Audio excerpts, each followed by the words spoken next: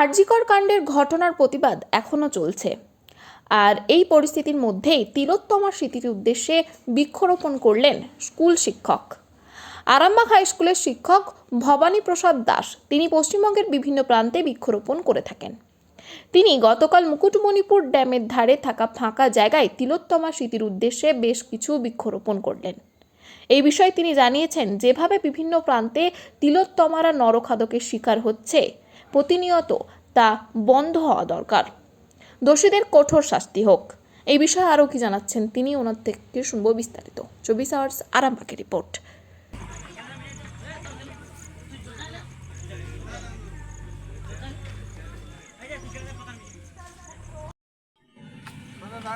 কলকাতার আরজিকরে ঘটে যাওয়া ভয়ঙ্কর নৃশংস ঘটনার প্রতিবাদে সারা বাংলা এবং সারা ভারতবর্ষের মানুষ পথে নেমেতে সেই নির্যাতিতার স্মৃতিতে আমরা মুকুটমণিপুর ড্যামে এই বটবৃক্ষটি রোপণ করছি। গাছ হয়ে বেঁচে থাক তিলোত্তমা।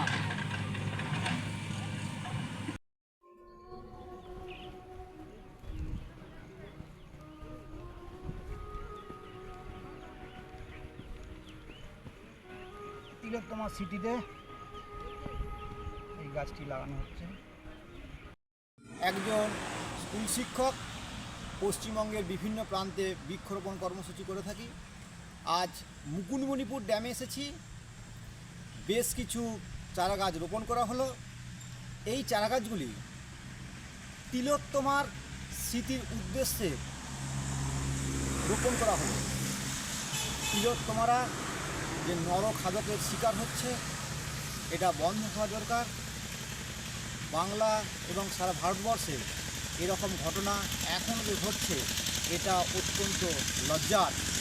এই ধরনের ঘটনা বন্ধ হোক, ভয়মুক্ত সমাজ হোক,